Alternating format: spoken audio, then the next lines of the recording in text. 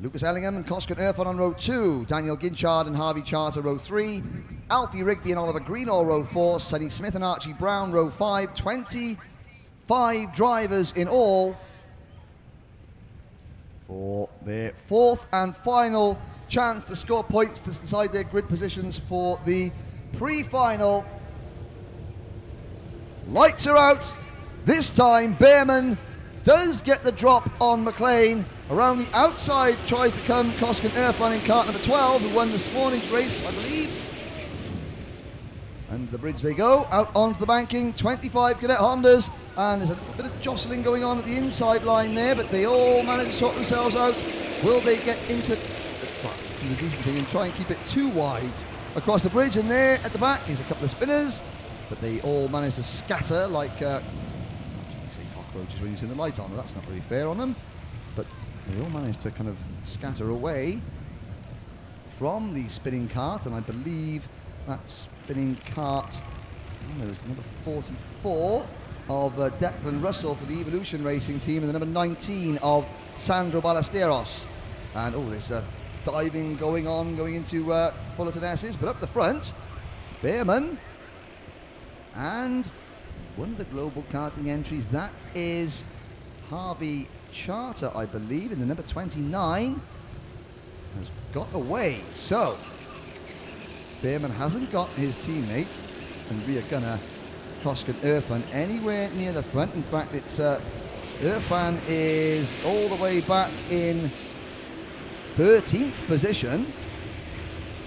Behrman, and around the outside goes Harvey Charter.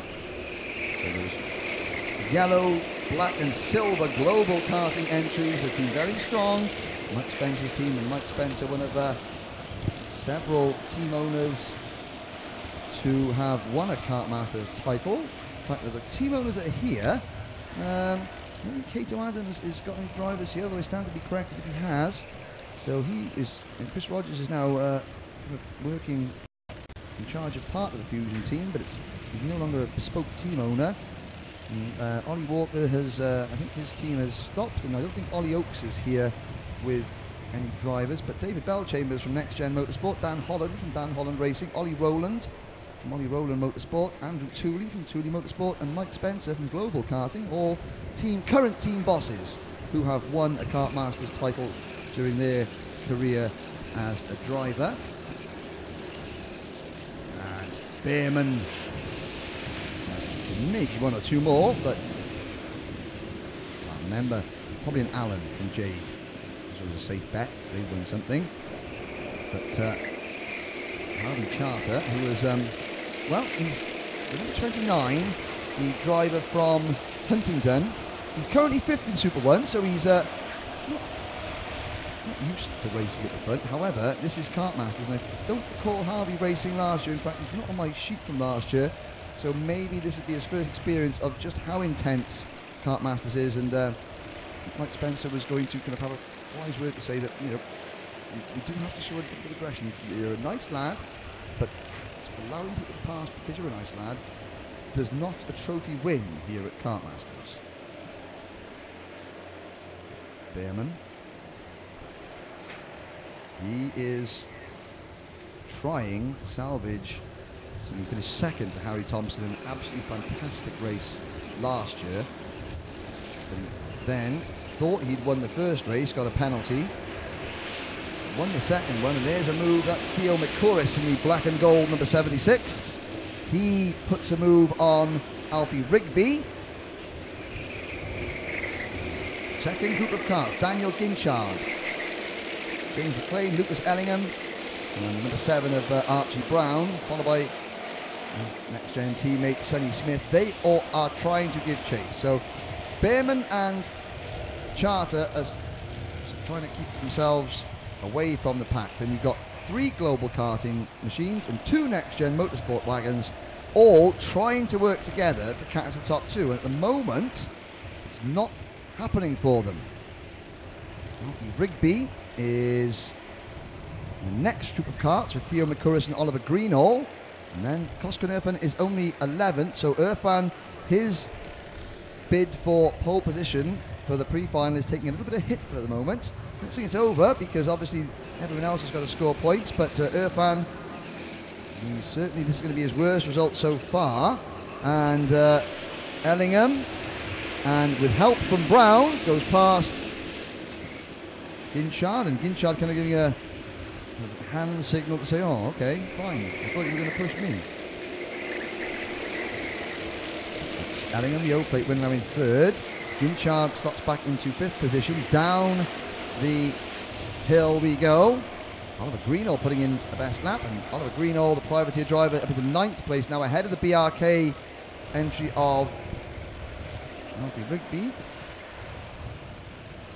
And got 4.5 minutes to go. The gap is 1.2 seconds.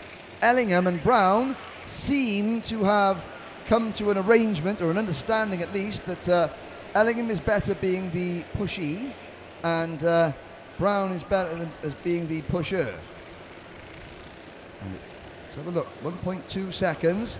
This lap, they're a fraction, a tenth quicker so far this lap than the two leaders.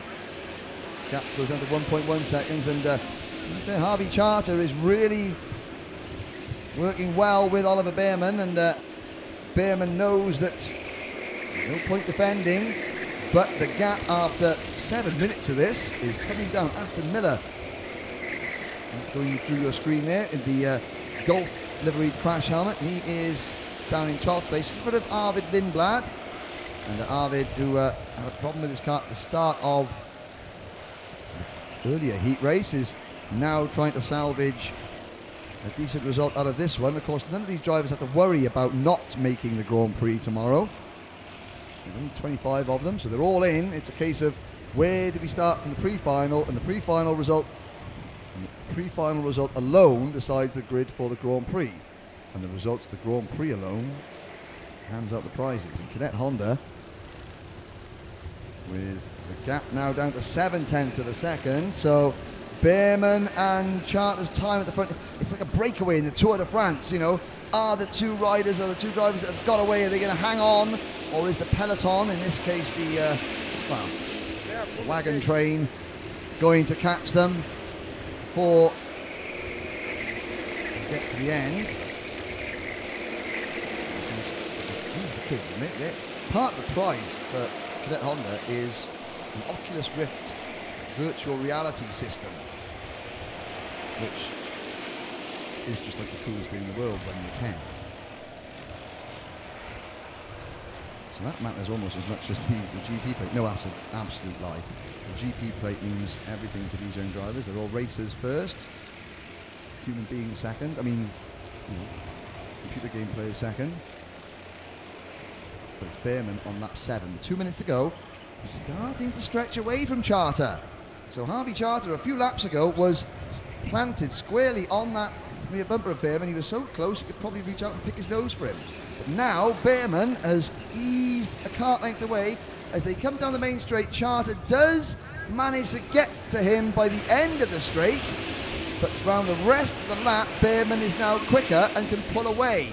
That, when it comes down to it, but Ellingham and Brown, their hard work has paid off, because with 90 seconds to go as they come through turn 4, there are now 4 karts in the line for the race lead. It's taken them about 8 minutes to get there, and then Ellingham decides, well, if it's taking 8 minutes to get here, it's going to take 8 seconds for me to start picking them off. And Charter finds himself going from 2nd to 4th. Brown in the next gen number 7 kart trying to go around the outside, and he's going to run out of track. Oh, and there's a problem there. One of the global karting entries, that was Sonny Smith trying to make it 3 wide. There was wheel-to-wheel contact. Ellingham got spat out to the outside, and the rest, Theo McCouris has come through to 2nd place. So all those drivers, they did all that work to get to Behrman and Charter, and within about 30 seconds of Behrman realising, uh-oh, I'm no longer alone, or there's no longer just 2 of us, he finds himself with the biggest lead he's had all race, and it's McCouris now in 2nd. Brown has slotted back into 3rd. Brown was trying to go around the outside of the 2 global karting machines of Charter and Ellingham. And Smith, the other next-gen kart, was trying to go up the inside, coming out of the corner, and they all kind of like took the racing line, and then there was Ellingham in the tyres. He's back at racing, and he has crossed the line down in 17th place. But it's McCouris who's now got to try and close in. Number 74 Kart. Brown is right behind him in third. But then it's Oliver Greenall moving in on Charter for 4th place, so Charter down to 5th. Then it's Smith, Rigby, Irfan, so Koskin Irfan, a quiet race, be 7th to 8th place. Out of Aston Miller, Daniel Ginchard, Josh McLean. So McLean from the front row down to 11th place, followed by Arvid Lindblad in 12th. Then Brouard and the number 63 of Oliver Gray. This number 73 is next, and that is Tristan Rennie, the Project 1 driver, as Oliver Behrman begins his final lap, looking over his shoulder to see, now the reason he's looking over his shoulder, that he knows there's a car there, he wants to know who. Behrman wants to know who is there, where his teammate is, and how he can potentially manufacture a way to keep two very, very hungry cadet Honda drivers behind him over the next 1,500 metres. Well, he's negotiated the bridge. Somebody running a little bit wide. That was one of the next gen carts. I think that was 95 of Sonny Smith. Behrman now hugs the inside line, but Mick Couris goes around the outside at the first hairpin. So Behrman concentrating on defence, Mick Couris concentrating on attack. Behrman swings up wide to try and get the crossover move, but McCouris, now it's McCouris' turn to look over his shoulder, and here comes Archie Brown round the outside. They're side by side to the Fullerton S. They're going to make it stick. Yes, they are.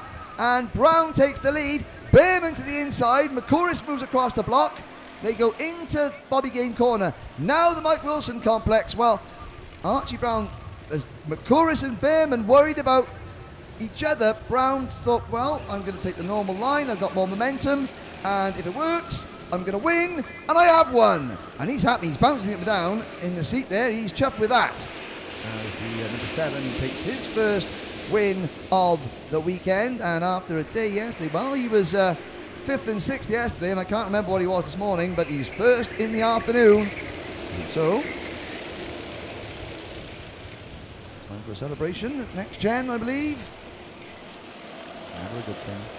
Brown, McCouris, Behrman, and Charter in 4th, and well, Charter will be disappointed after running 2nd for so long. And well, now there is the last heat race, and of course there's drivers who are battling for all the points they can, and there's other drivers who are just trying to consolidate. The slowing down lap isn't really a slowing down lap at the moment, which makes me wonder if there are a number of slightly hot-tempered young pre-teens about to bounce back and give the scrutineers a headache.